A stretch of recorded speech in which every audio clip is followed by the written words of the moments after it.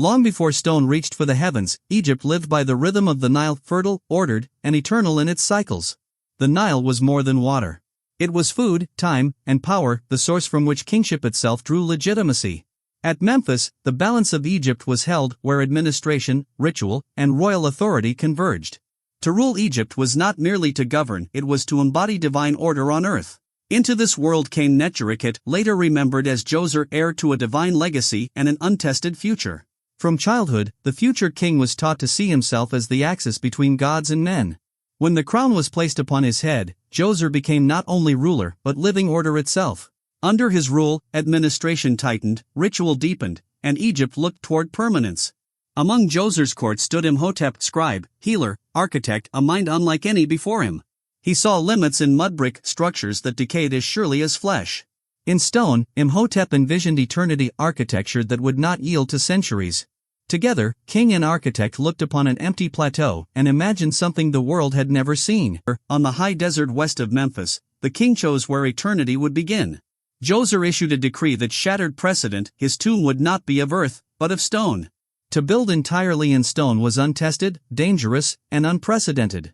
Imhotep began with the familiar form of the mastaba but transformed into limestone. For the first time, Egypt cut the earth itself to shape a king's afterlife.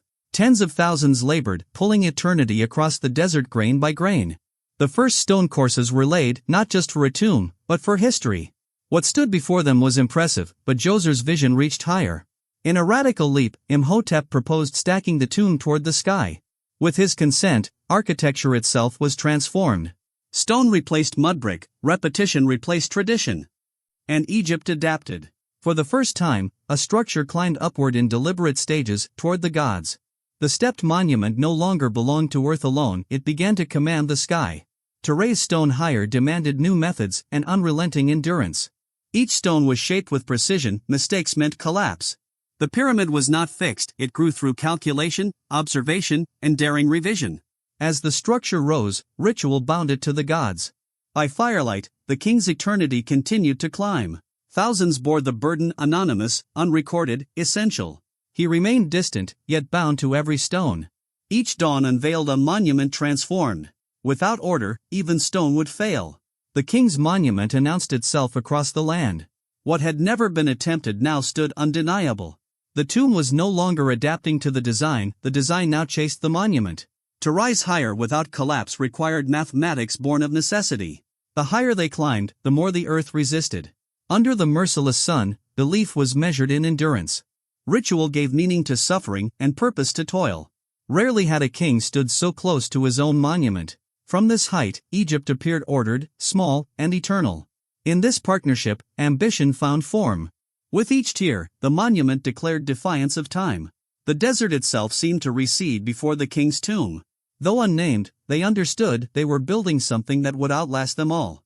As the sun descended, the monument stood unchanged, unmoved, eternal. After years of labor, the monument neared its intended form.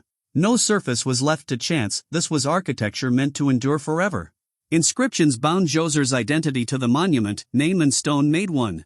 The pyramid stood at the heart of a sacred complex, an eternal palace for the afterlife. Alive, Djoser walked the halls meant to house his eternal spirit. At last, the monument stood whole, it stood complete, self-sustaining, immutable. The monument escaped its moment and entered forever. In its steps lay the blueprint for every pyramid yet to come. The architect's name survived, etched into the civilization he reshaped. Even under the sun's full authority, the monument remained unbowed. The structure held its balance long after voices fell silent. Days ended as they always had, but Egypt was no longer the same. What was built for one king became the measure of civilization. With Djoser's monument, humanity learned that stone could carry memory beyond death.